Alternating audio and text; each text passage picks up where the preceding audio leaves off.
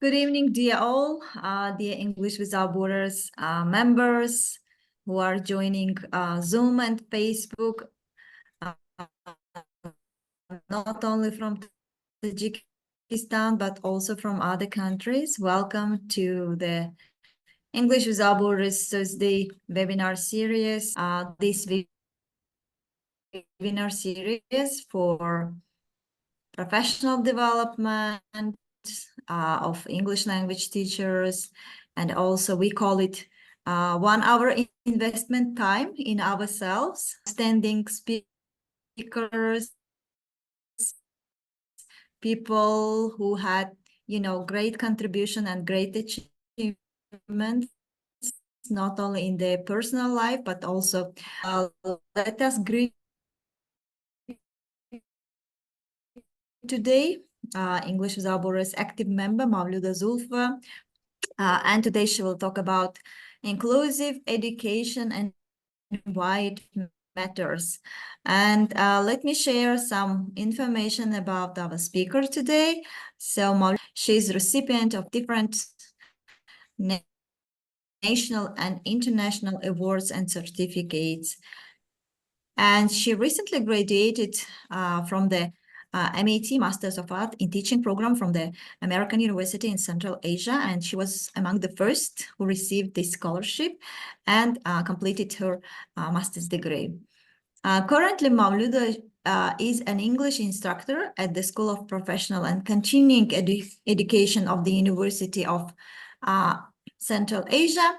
And at the same time, she is also a very active English Without Borders member in GBO, and she is also English Without Borders leader.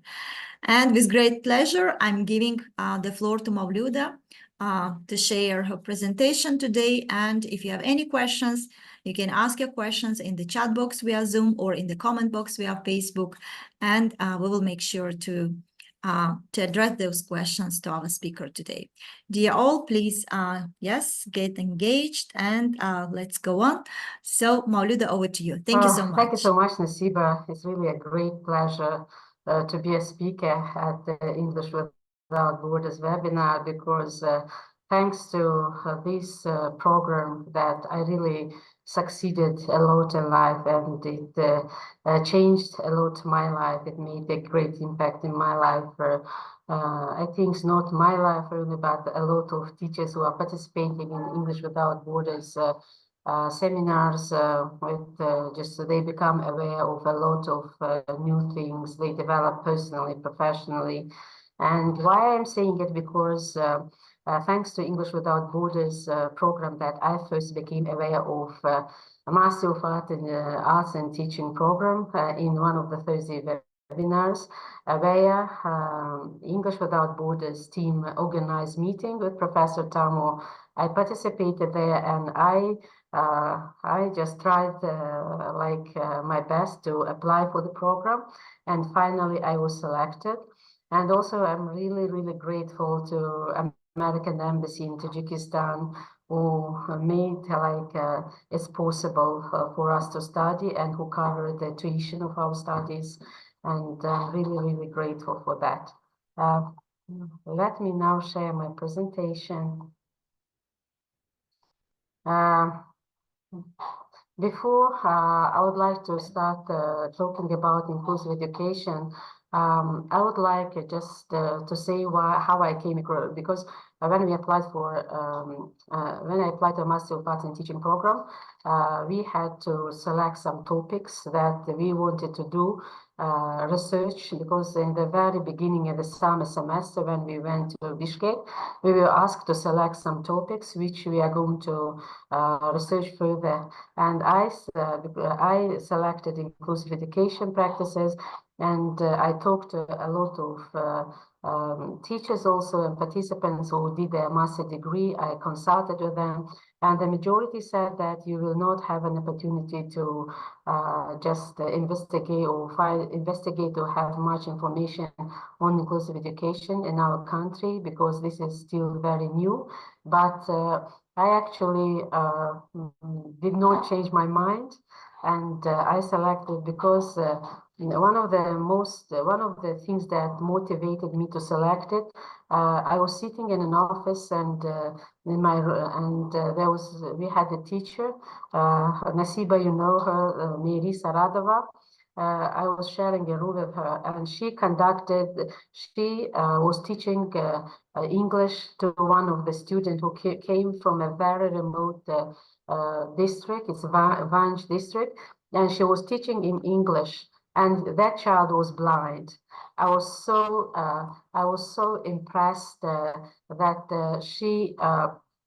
I was so impressed how she's teaching, and the family of that boy is also so excited. And that also motivated me not to to continue to research further the topic. Let me just tell you briefly about. Let me tell you briefly my overview. First of all, I'm going to introduce the topic of inclusive education. Then I'm going to talk about challenges of inclusive education in Tajikistan. And at the same time, I'm going to look at the same topic in other developed countries and what kind of issues they have there. I can share it. And next, I'm going to talk about the importance of teacher training. And the other points that I believe this is also plays a very important role in inclusive education. These are parental support and centers. And finally, I will come up with some recommendations from the international organizations and that are mostly involved in this process. But before I will start talking about inclusive education, let me send you in the chat a short survey, and can you please complete it? And we will look at the result together, okay? Let me stop sharing first and send you in the chat.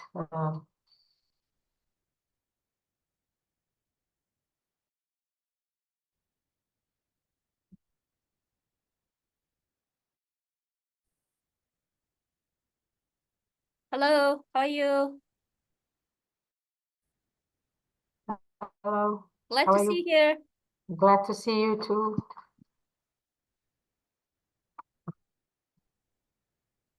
What are you talking about? We are talking about inclusive education. Inclusive education. Yes. Okay, super. Thank you. Yes.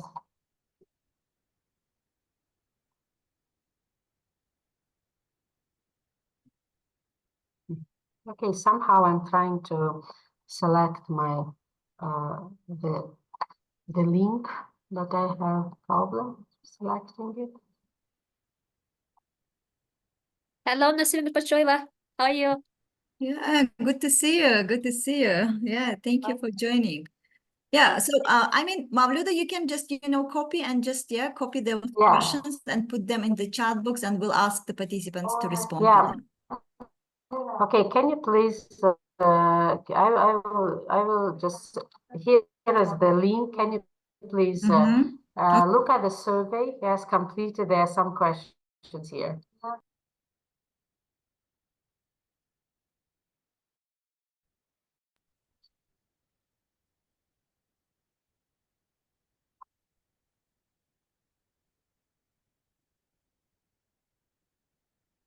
Hey, were you able to open the survey? Okay.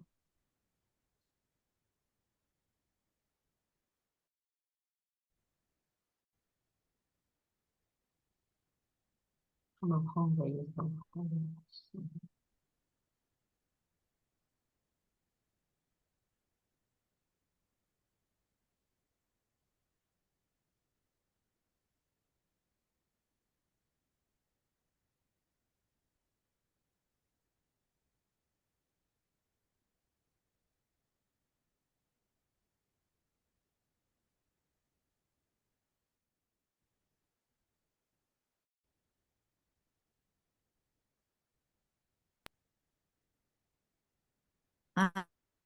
Yes, I've completed it. Okay, thank you. I will just wait for other people and open the result and share it with you.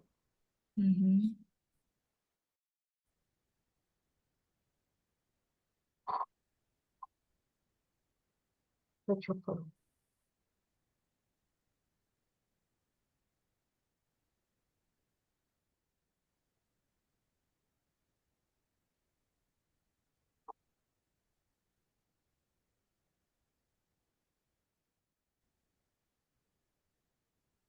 Okay, let me just share with you my screen as well.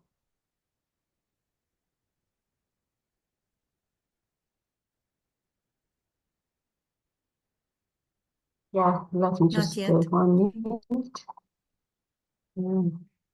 Ah, it's here.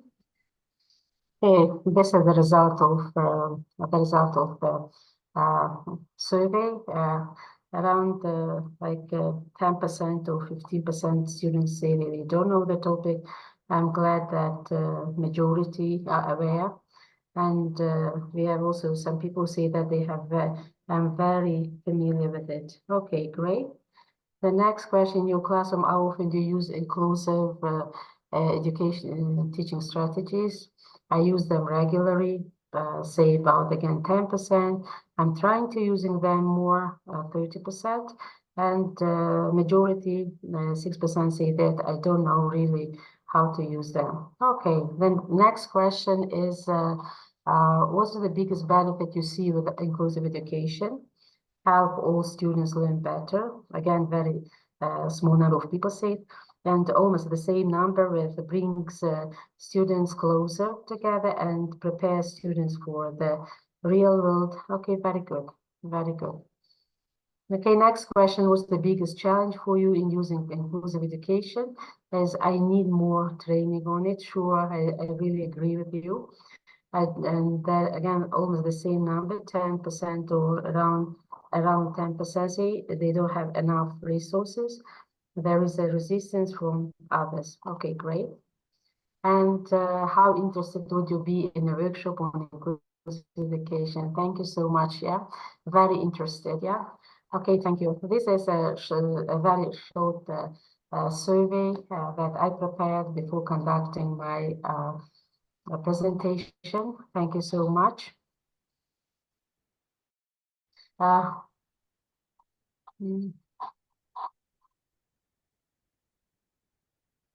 Okay. Let me now continue discussing with you. First of all, I would like to introduce you with the topic itself, inclusive education. What does it mean? When you're talking about inclusive education, that means that inclusive education, these are children, all children spend most of their day together in the same school, the same classroom. Despite of their ability or disability, they all come and study in the same classroom. This is inclusive education, yeah. And over the last several years, the questions of inclusion in the world community, and many world countries are trying to implement it in their countries. And therefore, it was also interesting for me, how was the situation with inclusive education in Tajikistan. That is why I have looked at, in my research, I looked at the inclusive education practices, and I tried to understand the challenges of inclusive education in local context. Here, I mean in GBAO, where I live, because I did my research here. And while I was doing my research in GBAO, I also compared it with the world countries, how it works in their countries, how it works in developed countries, and what challenges teachers they have. Let me start, first of all, talk about the challenges of implementing inclusive education.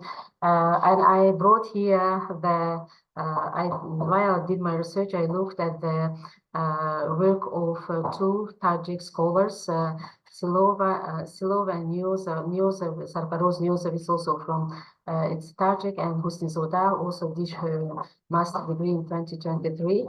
And I looked at their research and brought just as an example in my research as well. Niosov, Sakharov Niosov, doing his research, he said that the impact of during the Soviet Union, there was a defectology department where mostly students and teachers, they learned about students with special needs, and while they were studying in the beginning, it included biology and science, but later on it changed and they formed segregated schools. By segregated schools mean that special schools for children with special needs, they were placed separately from the mainstream or from the secondary school separately, and they started only with students or with special needs. And this is all happened because of the because Tajikistan has been under the control of the Soviet Union for a long time, and because of that, the mindset of people, it influenced the mindset of people so much that till nowadays we still have separate educational establishments where we have children with special education needs who study separately.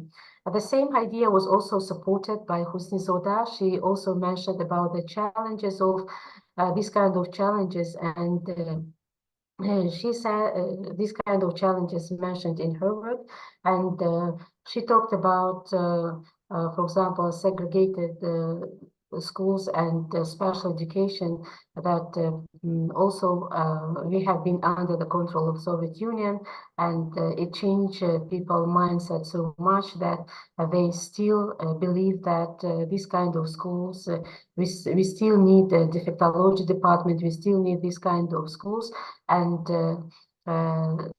people believe that children should be under the medical control all the time. And while lots of problems and issues, also teachers while working, teachers also they brought examples of teachers how they also face challenges in their classes, and at the same time, inclusive, while I looked at their work, I also looked at the inclusive education practices in developed countries, for example, Germany, Australia, Canada, Finland, and they also talked there, and they also talked about the same challenges, for example, that we have in Tajikistan with implementing inclusive education. It's a lack of one of the similarity that we also have with other countries is lack of teacher training, and lack of teacher training in their countries. And I would like to bring an example, one of the country which considers that their education system is one of the best one. It's Finland, and in order to be a teacher in Finland, it is highly competitive to be selected a teacher at secondary school. And if you want to be a special education teacher, you have to obtain a separate master degree. But they also talk about that while they also have trainings in their country, very little in these trainings, they tell teachers how to implement inclusive education in their classrooms. They face challenges with the same issue in their country, but they gave more authority to teachers to change the curriculum at the secondary school level. But even though lots of positive things, at the same time, it's not like only a challenge in Tajikistan, but it's a challenge also in those countries who have very developed education system. They also face lots of challenges. And I have brought here some pictures. I have taken these pictures from the studies in Australia when they conducted for example, classes. They have several types of, for example, classes in the beginning. One of them is integrated classroom. I think this is what is happening in Tajikistan right now, because the country adopted a law on accepting inclusive education and placing students with diverse needs in the same classroom. But nothing much happened because students face lots of challenges. They are not prepared. They don't know how to work with students of diverse needs in the same class, and they need more training and they need more experience. And this kind of classrooms are called integrated. They are integrated and put into the mainstream school, but no little experienced teachers have. They use the same methodology with all students, which is not like which is not appropriate like for students with special needs. And because of that, in particular, young people, novice teachers who have very little teaching experience, they in particular face lots of challenges while working in these kind of classrooms. Now, the next classroom is segregated. This is what I already talked about, segregated classrooms. These are types of classrooms where, for example, students with special needs, they study in separate schools. They study in schools where only students with special needs. And the next one is exclusive classrooms. Here, the author brought an example when, for example, a child with special needs accompanied by his parents entered the classroom. And in their classroom, the teacher did not take notice that the child entered the room. She continued teaching, and the child who had special needs, it was excluded at all, and the teacher did not pay attention to that child at all. And the child opened his books, she opened notebook, and they started drawing or writing something. And after some time, when he got bored, he took his things, and when the time when he left, I think this kind of issues also existed in developing countries, and implement inclusive education in the classrooms. It needs time, it needs training, and it needs lots of changes. Yeah, I just wanted to demonstrate my theoretical framework while I was doing my research. I brought here two types of teaching process. The first one is standardized teaching process.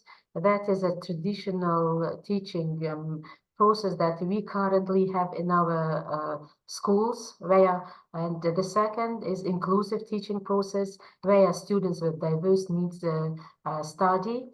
And one of the challenges that is currently existing in order to be transferred from the standardized teaching process into inclusive teaching process, teachers face a lot of challenges. It's difficult for them to transfer to inclusive teaching process without having proper or prepared or conducted for them training on how to teach in inclusive classrooms.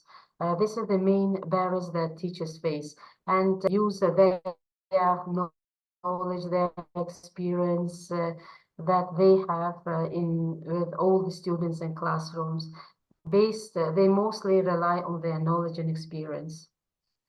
And the methodology that I used while I was doing my research, I used qualitative method. I interviewed 10 teachers in one of the secondary schools in Horo.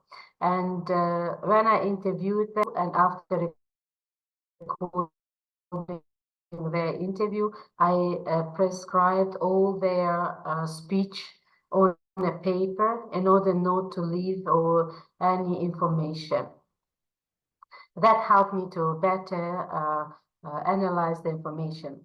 And next, I came with some key findings. And one of them is that Out of 10 teachers that I interviewed, 8 people who have very rich experience, they shared that they don't have enough experience working with students with diverse needs in the same classroom, and they face challenges.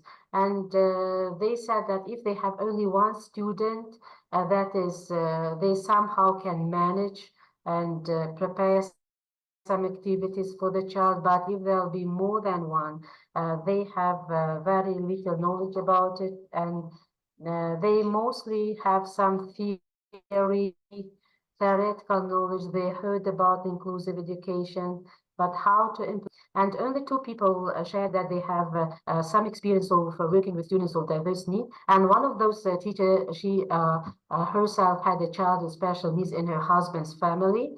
And thanks to that teacher, she convinced her husband's family to take that child to the school. And later on, it turned out that he was really very intelligent young man that made really great progress. And that knowledge also helped her to implement inclusive education in her class, and she knew how to work with these kind of students. And the second was a teacher with over 35 years of teaching experience, who was also successful in teaching young people with diverse needs students in her classroom. She was able to manage that. Let me just share some of the findings or local realities that I came with in GBAO. The first finding that I had is teachers, all 10 teachers shared that they have limited access to specialized training. For example, all the teachers said that every year they have training which is conducted by Institute for Professional Development, but in this kind of trainings, they are not, they don't get the information about or like how to work with students with special needs, or like in how to work in an inclusive classroom. They don't have any kind of like trainings, and in the trainings they don't include this they don't include for example how to work with inclusive classrooms. And some of them shared that they participated in some kind of training which is conducted by one of the public organization called NUR, and they also work, it is an organization that works with students with special needs in their organization, and is located in the hospital. Sometimes they come to schools, and they conduct sessions, and in those sessions participate only teachers who have students with special needs in their classroom, but other teachers do not attend these trainings. The next is the cultural and educational specificities. And here, I think in Tajikistan, we have Khojan, Khatlon, and GBAO. And if we take into account each region's cultural specificities while implementing the curriculum, and to meet the diverse needs of all the students in the classroom, the cultural specificities should be also taken into account. For example, I would like to bring an example from the place where I live. Students who come to school, they are all speakers of Pamirian languages, and they start studying Russian, Tajik, English. And for those students who have special needs, it becomes a kind of, it becomes like stressful to have studying in so many languages. And a lot of teachers share that usually the special needs students, they select a specific language, and they start talking in this language, and they like studying like in this language. The next one is the resource constraints, and here I mean like to create condition for students with diverse needs. Okay, the school principal of that school where I conducted my research shared that they have a 2-storied building, and last year she said that they had a child who came to school on a wheelchair. And in order to help that child to get from the first floor to the second floor, the teaching staff themselves collected money and built a path for the child to get from the first floor to the second floor. And that helped him to continue his education. Currently, the school is under construction, and the school principal said that they don't have any concepts whether they are going to take into account all the students' needs or not, because they did not talk with the school principal as well. And I think these kind of things are very important. The next finding is that the social perception of this is sort of the societal perception is towards children with special needs is different, because again, this is what Sarfaroz Niyozov and Bosnia Zoda mentioned, that Tajikistan had been under the control of the Soviet Union for a long time, and because of that, people mindset changed so much, and their belief about the inclusive classroom is not positive. The majority thinks that most teachers who participated in the interview, they said that the parents believe that taking a child with special needs to the class is it's not it's actually for them a waste of time, and they will not learn, they are not capable to learn anything. And this is a kind of stereotype that they built. And the last one is the teacher and parents' role also play very important in child's life. Sometimes teachers are very supportive, but parents are not taking part in their children's life, or it can be vice versa. Parents are very supportive, but teachers do not make much effort to support them. One of the teachers shared that in her classroom, she had a child with special need, and every class she gave him some easy task to complete at home. And once when he came to school, he was so stressed because his mother did not help him in doing his homework. And he told to the teacher to put a bad mark, like to put him 2, or write it on his, to put 2 in his on his notebook, and write that this mark is for his mom, not for him. And they are actually very intelligent, very sensitive, and if we ignore them, I think that will break their confidence. And sometimes there are also lots of parents who take their children to a lot of places to support them, because early intervention in their life and helping them will also help the child just to cope with a lot of challenges. And but some parents fail to understand that their child has special needs and that he needs more support. And because recently I also had the kind of situation in my class, I have this kind of child, and when I talked to his parents, they did not want even to hear about it, that he has special needs. And I think these kind of things are very important, and we need to take them into account. And of course, while I was doing my research, I had also some limitations. And first of all, when I talked to the teachers, the methodology, mostly they themselves still believe that they need more experience, more training, more support in order to implement inclusive education in their classes. The second is like they are still not prepared to implement it in their classroom. And then while I was doing my research, I gave them some questions, and the very first questions on the list was, what is inclusive education? And majority of teachers, while they talked about inclusive education, they mostly mean students with special needs. And they did not think about it that inclusive education means students with diverse needs. Yeah, they all come like in the same classroom, despite of their ability, disability. They all come and study in the same classroom, but somehow they mostly focused on special education needs students. And of course, while I did my research, it was limited to one secondary school, and there were only 10 teachers. And I think in order just to get more data in the future, I have like just to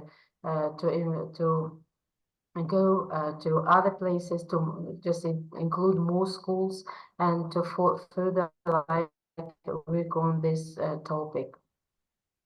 And there are some recommendations that I would like to bring here because these recommendations were that I looked in many research papers, and in many countries they also talked. And I think based on my observations and the teachers who shared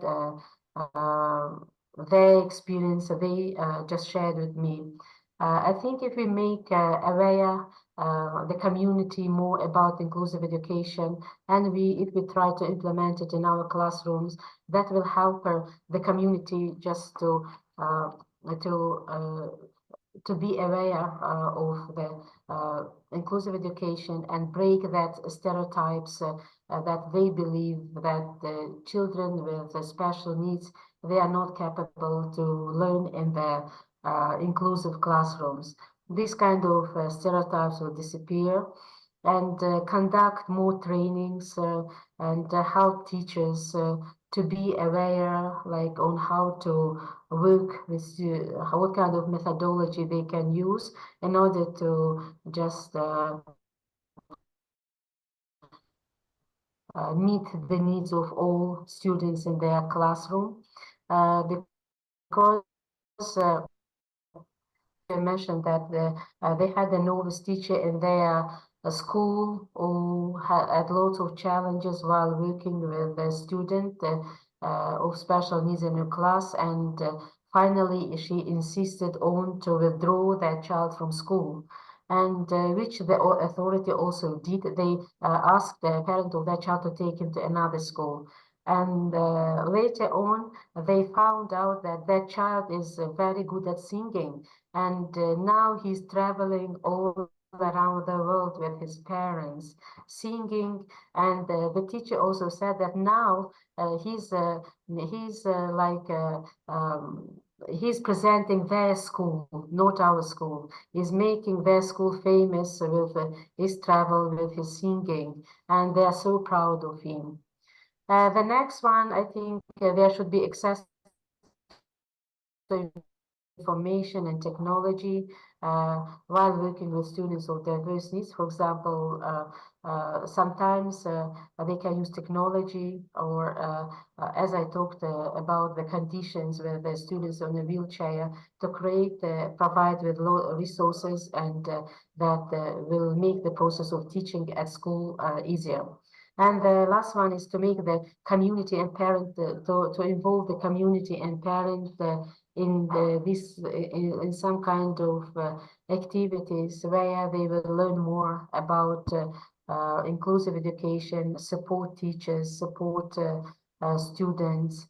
And of course, one of the also important thing here is to change the policy of the country, so that I think Tajikistan has already made adopted the law, working on it, but it's not only a problem or issue in our country, but I think that will happen maybe if teachers work together, if we implement it in secondary school levels or at universities to prepare the pre-service teachers. That also helps the education system, and that helps the child with diverse needs study in the same classroom. And I think by this way you can make a big difference in the life of many young people. I think that is all what I prepared. And if you have questions, please ask questions, and I'll do my best to answer to your questions. Yeah, that's amazing. Thank you so much, Mavluda. Yeah, really great job. And I know that some of the organizations who are working with people with disability, they were also looking for some kind of, some kind of specialist like you. And maybe just, yeah, if you don't mind, we can share your contacts. Yes. And one of the EWB members, I remember Mohira Husnudinzoda, she was also doing her research in in the field of inclusive education, yes, because she also, if I'm not mistaken, she did some kind of research on that, but Yes. yeah, but she said, like, no one did it before, and I have, like, very scarce information about that. So because no data is available, and then, like, all these barriers make it really hard to to segregate the data. Yeah, and I believe that you'll become the pioneers who will just Yes.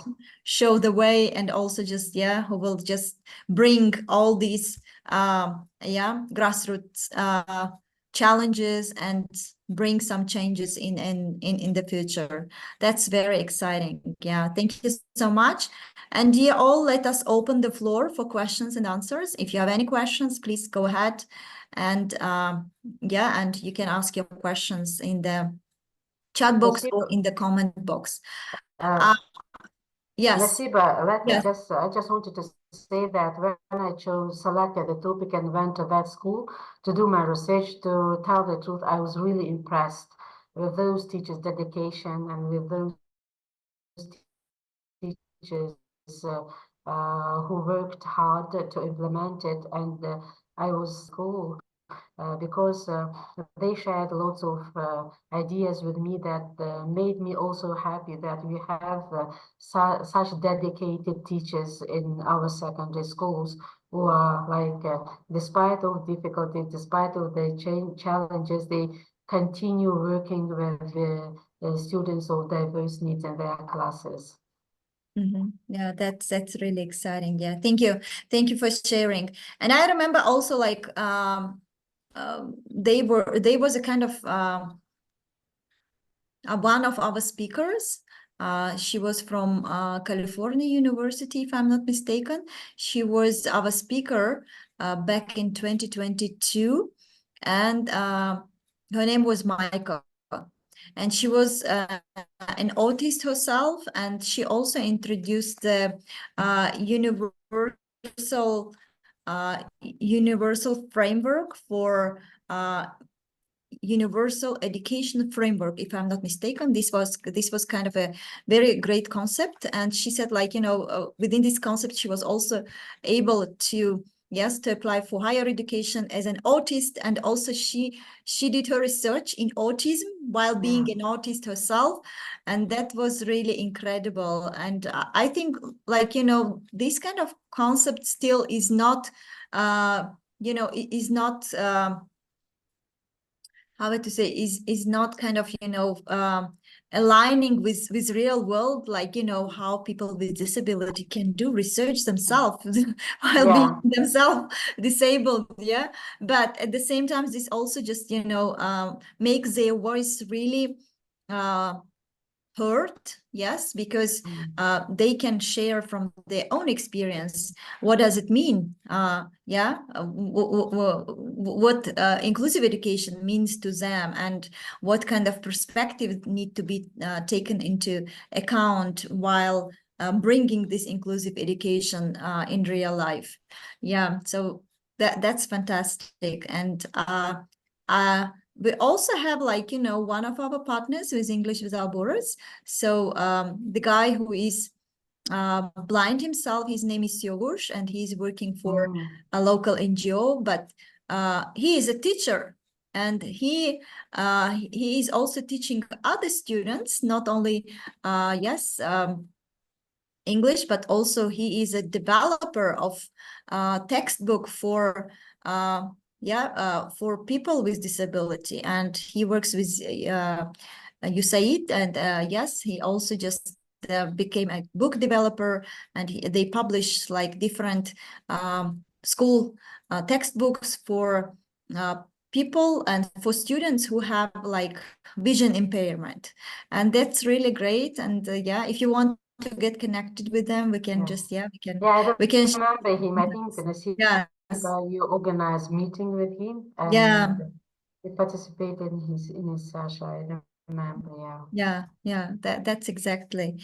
So, okay, dear all, any questions so far? If you have to Mavluda, I believe that bringing people with disability into schools, it not only giving them the right Yes, to education, equalized but there. also but also this is shaping our community to be inclusive as well, because like the children who study with children with disability, they will grow and they will become more compassionate, more empathetical, Yes.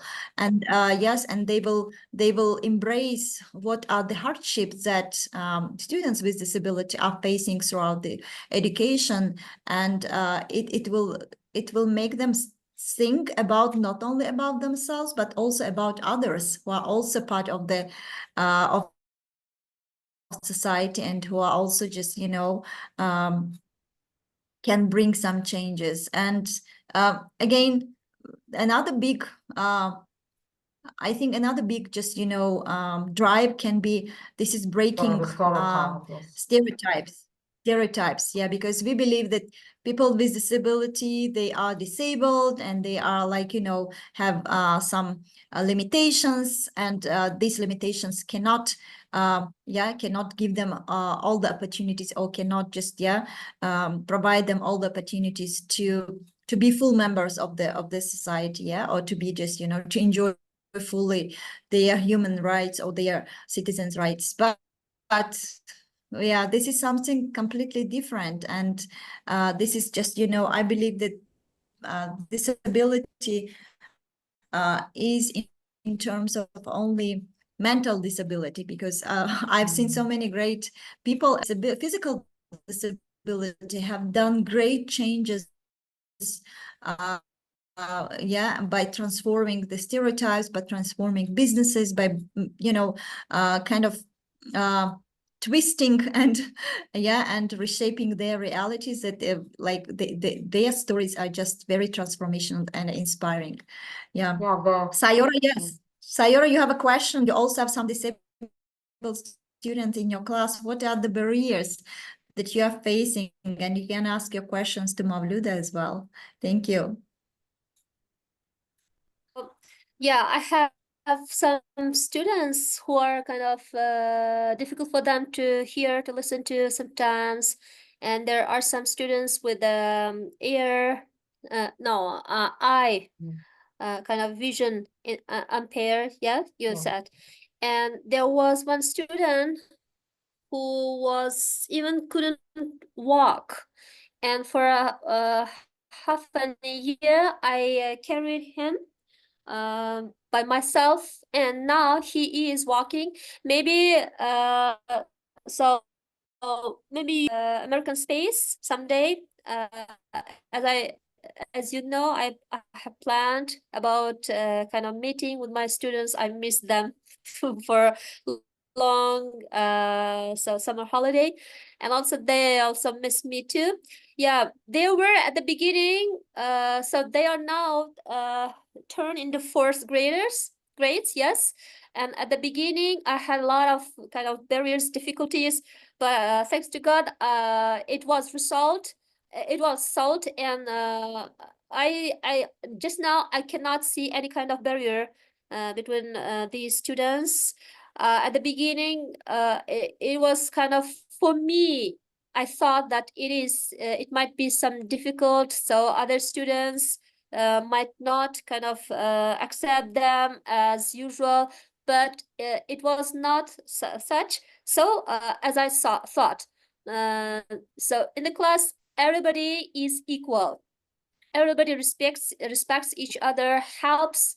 So all students who are able to do everything, always help them, take care of them, during any kind of activities. For example, when we were in the first graders, the students were the first graders, we studied on the first floor, but on the downstairs there is a kitchen. And it was difficult for them, for the student who was disabled to walk, to eat, to go to downstairs and to eat. And sometimes I carried them. So day by day, month by month, he was kind of big enough, and it was a very heavy. It turned into a heavy boy to carry just by myself. That's why he stayed in the class. And some of there were kind of they make a kind of queue to stay with him during the eating time. One of them stayed with him to stay to eat together. I brought the food.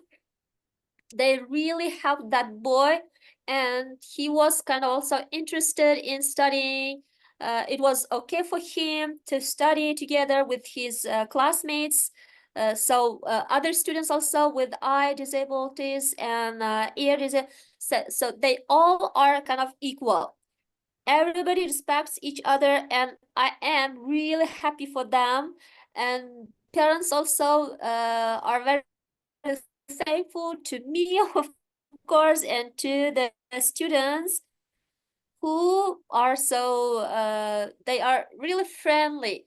The class is really friendly class, thanks to God.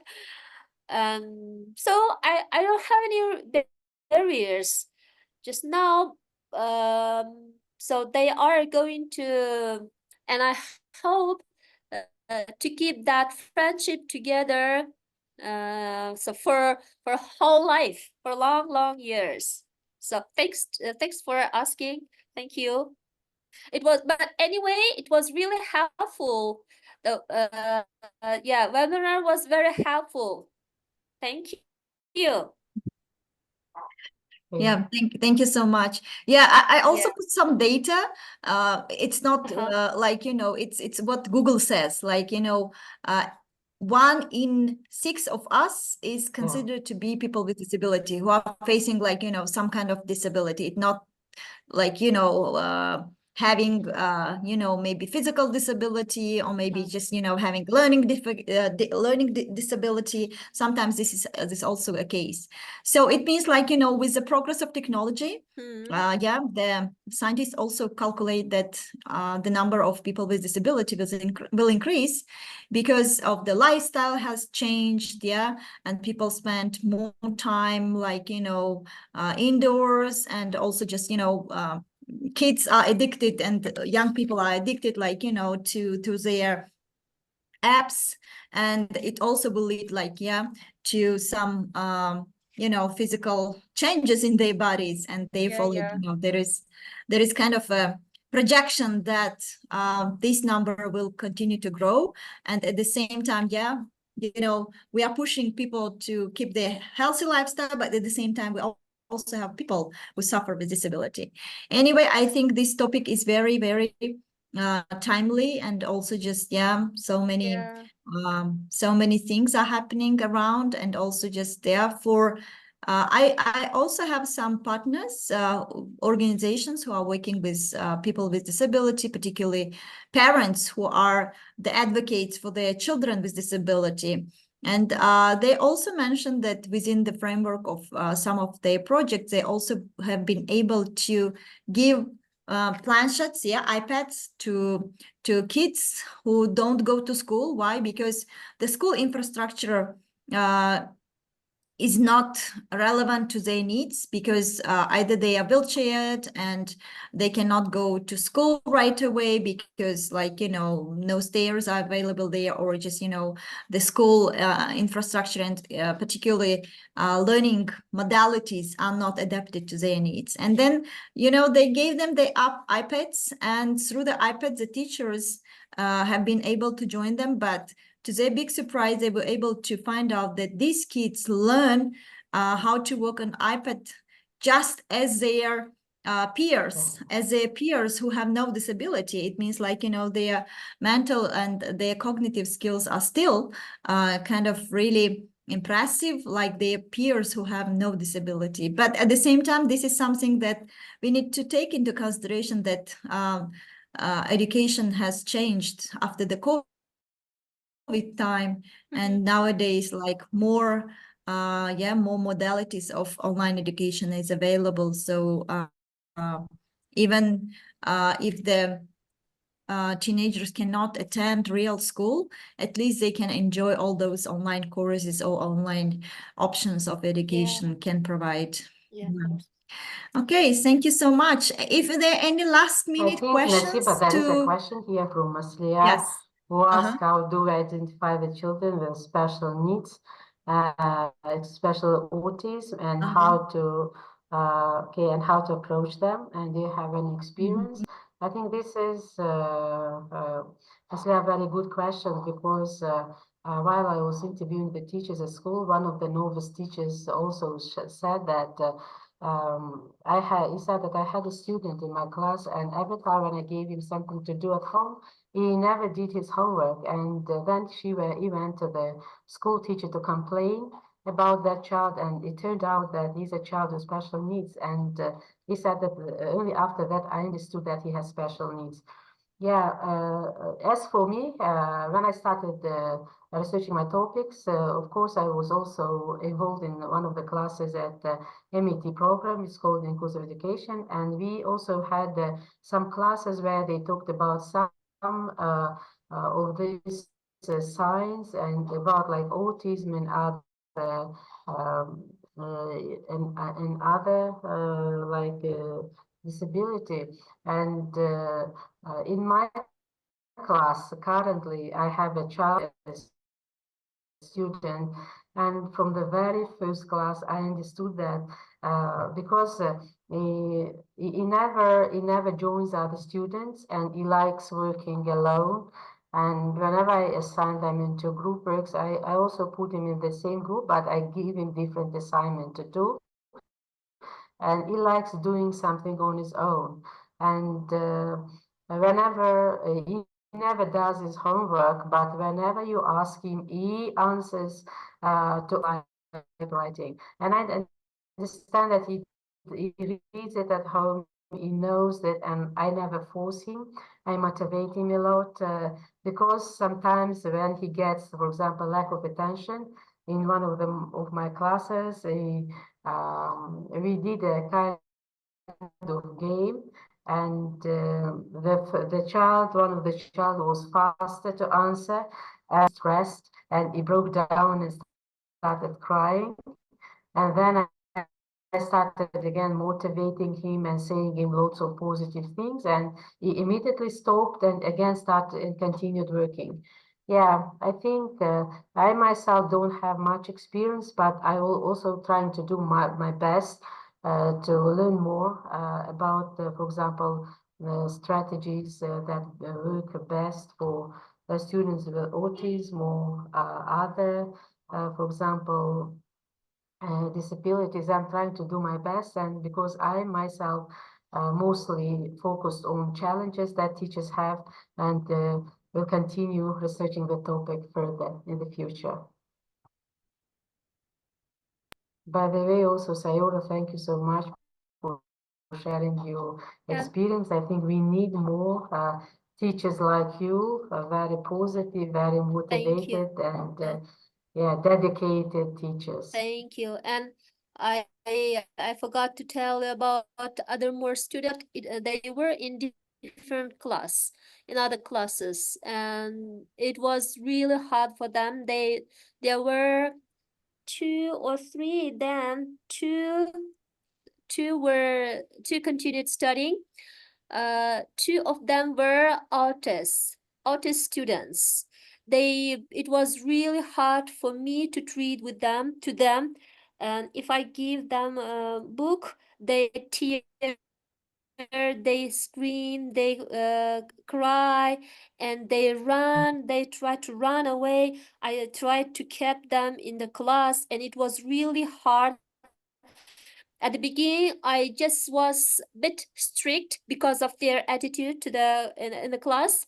because of the attitude to the book and for me, and they did different kinds of with their fingers, they did bad kind of things, and I after some lessons, I tried to them to anyway, and they turned into the second grade, and one of them not so much. There was not kind of there was change for the better side, but not so much. But with the other one, it was really good. I had a very best result. He started reading, even singing, but writing was a bit difficult for him. But anyway, he tried, and thanks for his parents also. Their parents, their parents were really kind of patient. Some parents don't want their child with their child be patient, yes, and they always helped them. They brought to the doctors, to anywhere, and every time they participated during some lessons, and sometimes they asked what to do, how to do, and I answered to do like this, to do that, and they all followed and together. So we had now best results. And that, you know, that autist boy, his name is Amir Bikildoshev. He is really beautiful, really handsome boy, but the kind of attitude, his behavior was kind of horrible during the lesson. But now he is already reading. Yeah, he started reading the Russian and English also, and you know, he has really beautiful voice. While he reads the book, everybody keeps silent and listens to him, you know, and it is also really kind of engaging for me also, to be patient, to help them, to encourage them, to engage them, to be active during the lesson. And it was sometimes difficult, but anyway, it is very good for me also, and for them Great too. job, Sayora. Yeah. I think you need to apply to MAT next year and become just another researcher in this field. And I believe that you will be able to do great job and huge impact further. Thank you. Yeah, that's fantastic. Yeah. Please go ahead. Yeah, thank you so much, dear all. And on behalf of English with our Borders, I would like to convey our deepest gratitude to our speaker, to Mavluda Zulfova, for a very interesting presentation today. And yes, we will look forward to explore this topic further together, and of course to share some practical tools how teachers can use those techniques in their classroom, where they have inclusive classroom, having children with disability, and also just having other kids, and I believe that this everyone will have some tips to share, and also bring some questions to discuss together. Thank you so much, dear all. Wishing all of you to have a great evening, and we'll see you next Thursday for a next investment time with English is our series of webinars. Thank you so much, dear all. See you all. See you. Bye. Bye-bye. Bye-bye. Have a nice evening.